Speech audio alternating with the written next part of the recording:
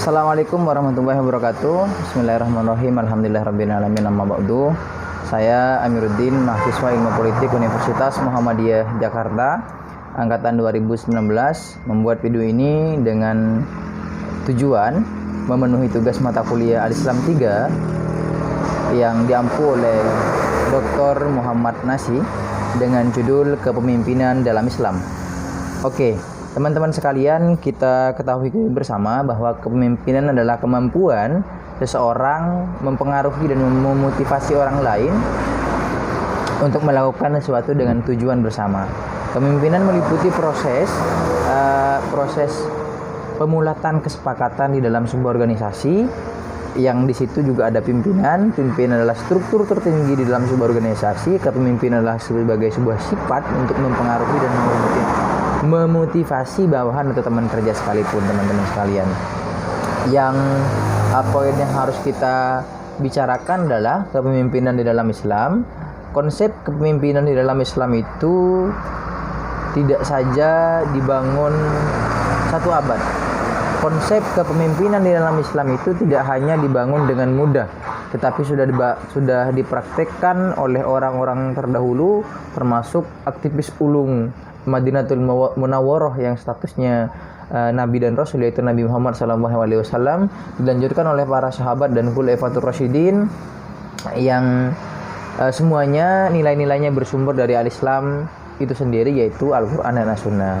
Teman-teman sekalian, berkembangnya dunia pendidikan, berkembangnya peradaban itu tidak menutup kemungkinan terjadinya sebuah transformasi nilai-nilai keislaman di dalam dunia kepemimpinan. Kepemimpinan itu di dalam negara demokrasi, di dalam negara sekuler dan lain sebagainya di dunia itu hanya bisa didapatkan dengan perjuangan-perjuangan dengan jembatan politik. Oleh karena itu, sebagai seorang muslim sejati, sebagai seorang anak muda, sebagai seorang yang berada di dalam intrik-intrik pendidikan, maka tidak menutup kemungkinan semua anak muda akan terjun ke dalam dunia politik yang berbasiskan Islam. Artinya ada nilai-nilai Islam itu sendiri yang diberikan di dalam dunia politik. Kita ketahui bersama Nabi Muhammad SAW bukan hanya pendakwah, bukan hanya dai, tapi juga Rasul dan penyampai pengetahuan. Nabi juga negarawan sejati, pernah menjadi kepala kepemerintahan di Madinatul Munawwarah yang kemudian menjadi pimpinan politik.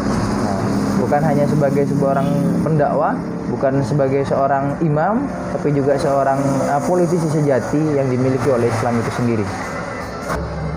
Namun seiring berjalannya waktu, perkembangan pemerintahan atau politik yang dimiliki oleh Islam itu sendiri mulai menurun, sehingga syariat Islam yang menjadi dasar dari tonggak berjalannya sebuah pemerintahan di masa khilafah, termasuk di dalamnya dikenal dengan Khulafa Ar-Rasyidin. Masa khalifah Islam ini berakhir bersamaan dengan runtuhnya kekhalifahan yang dihapus oleh Majelis Nasional Turki, yaitu pada abad 19, tepatnya pada tahun 1924 Masehi, yang pada waktu itu dipegang oleh Kemal Atatürk. Sebelumnya dia juga telah sistem Kesultanan Turki 1922 Masehi. Hal ini menimbulkan dampak yang begitu besar kepada sistem pemerintahan negara yang secara struktural dan konstitusional berubah secara radikal. Puncaknya adalah konstitusi negara, seperti teman-teman sekalian. Jadi Islam mulai adanya kemunduran di dalam dunia politik, yaitu sejak jatuhnya Kemal Atatürk di Turki, kemudian perkembangan politik dalam Islam di dunia cukup menurun drastis dan muter balik ke dalam dunia pemerintahan yang radikal, pemerintahan yang sekuler, pemerintahan yang tidak lagi mendepankan nilai-nilai keislaman, pemerintahan yang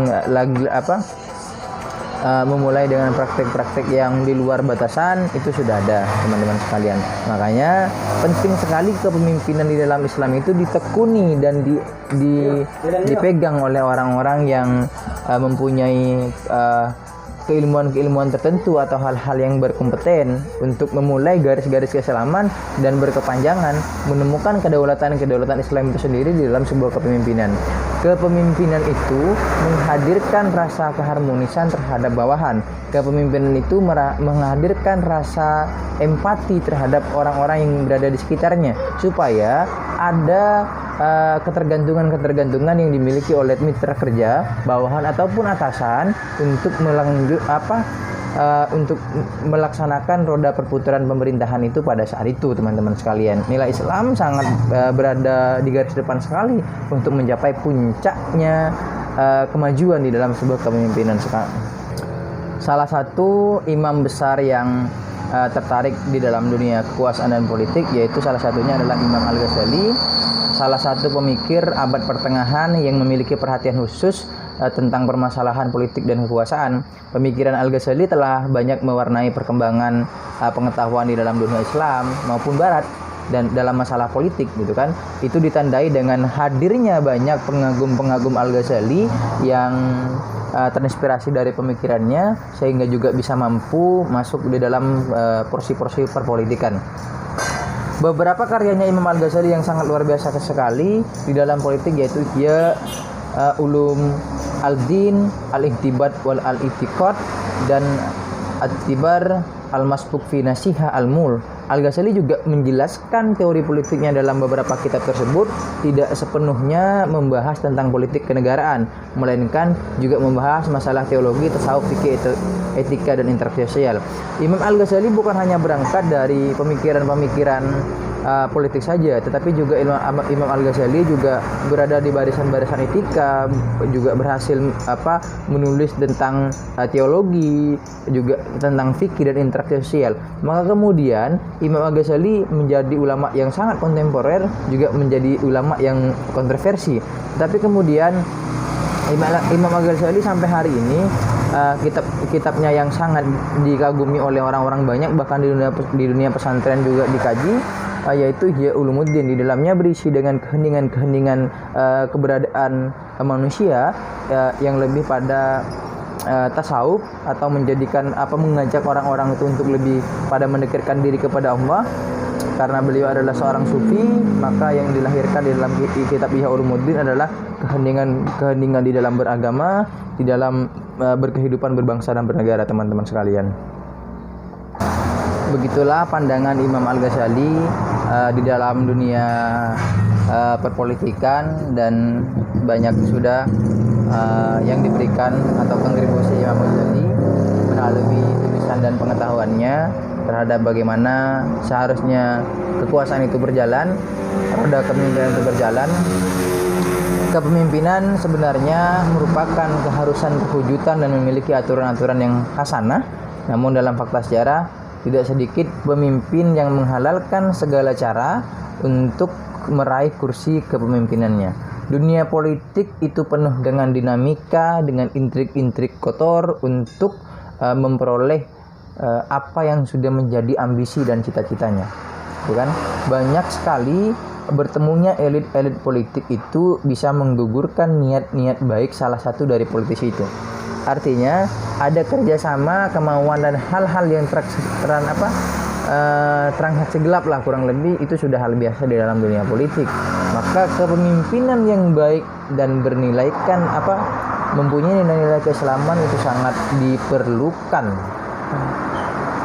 Berbagai kepentingan bertemunya antar golongan, antar kelompok, antar partai politik itu kadang bekerja sama untuk sama-sama diuntungkan dan tidak saling mau dirugikan, teman-teman sekalian. Rambu-rambu moral memang sering sekali dilanggar oleh para elit.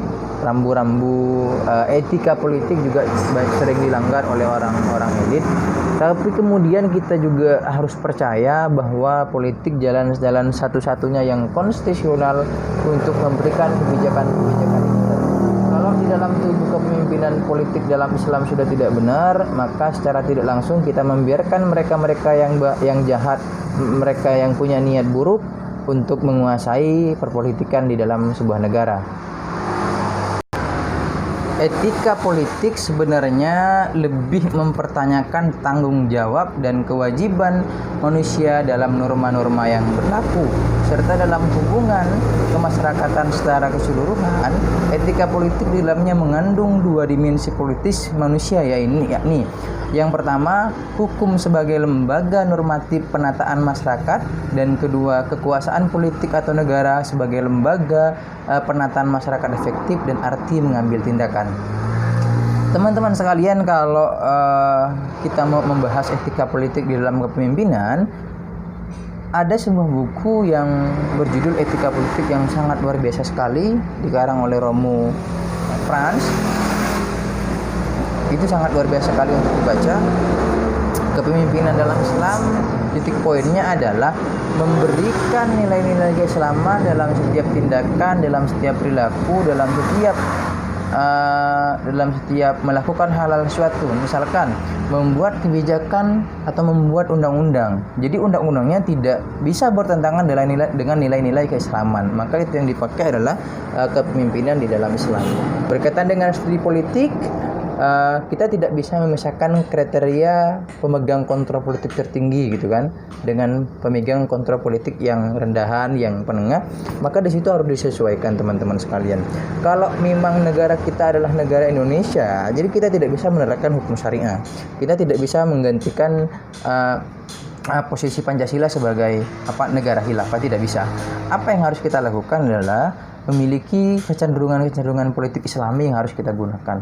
Jika ada batasan-batasan yang melampaui batas di dalam politik yang bertentangan dengan Islam, maka secepatnya harus kita revisi atau rubah, teman-teman sekalian.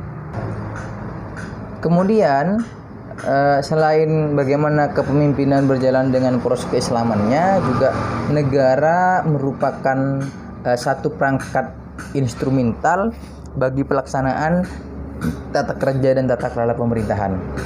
Hal ini disadari oleh umat Islam itu sendiri. Islam mulai mengalami perkembangan baik itu dalam hal jumlah kaum muslimin maupun pada sektor wilayah kekuasaan Islam yang semakin luas.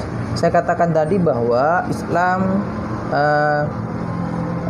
terjadinya sebuah kemunduran itu pada saat tahun 1924 kurang lebih, atas jatuhnya Kemal Atatürk di Turki.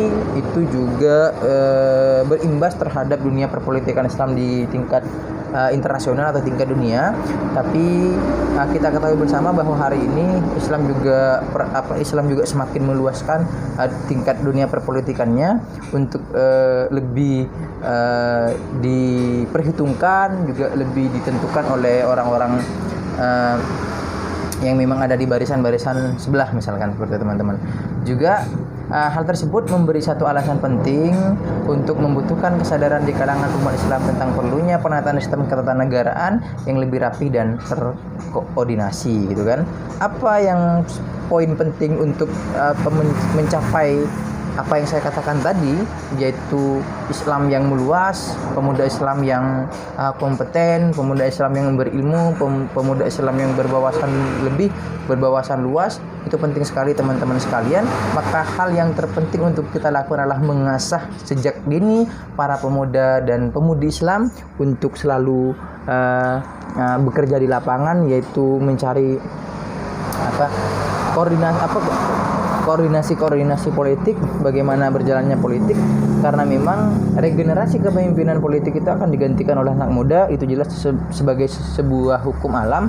Tetapi kemudian kalau anak muda Islamnya tidak memiliki kemampuan yang berkompeten di dalam dunia politik, maka kegagalan itu akan terjadi lagi. Pengasahan sejak dini,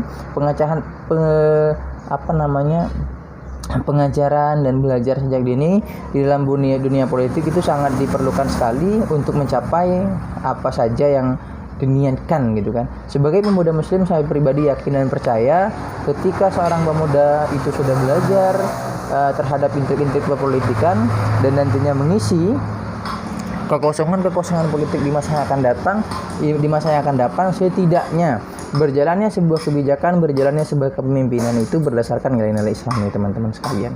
Konsep yang harus kita pakai adalah konsep yang telah dipahami oleh Nabi Muhammad sebagai sebuah cara untuk membangun peradaban Islam kembali, sebagai sebuah cara untuk membangun peradaban Islam kembali, dan itu tampak pada keberhasilannya dalam meletakkan sebuah landasan beragama yang pada saat itu Islam berhasil menemukan perkembangan keberhasilan sampai Nabi Muhammad menjadi sebuah kepala negara di Madinatul Munawwarah. bagaimana tentang kepemimpinan di Indonesia hari ini? Kepemimpinan di Indonesia hari ini karena berjalannya konstitusi yang berpegang teguh kepada Pancasila, maka kemudian kita tidak bisa memahami secara pasti tentang kepemimpinan politik Islamnya bagaimana, tetapi kemudian penting untuk kita selalu berencerna, menelaah dan meneliti kembali kepemimpinan seperti apa yang akan dipakai oleh Bapak Jokowi. Kalau saya bilang kepemimpinan egaliter nggak bisa, kalau saya bilang kepemimpinan demokrasi juga saya nggak bisa, tetapi saya akan bilang sebuah kepemimpinan yang semi-semi atau di pertengahan gitu kan, tidak egaliter, tidak demokratis juga, maka kemudian ya kita harus sering-sering berkoordinasi dan berdiskusi, melakukan dialektika pengetahuan supaya melahirkan ide-ide yang cemerlang kembali, dan kita sangat mumpuni nantinya ketika harus dihadapkan dengan dunia politik yang lebih keras dan lebih tajam. Kurang lebihnya mohon maaf. Ihdinas siratal mustaqim. Wassalamualaikum warahmatullahi wabarakatuh.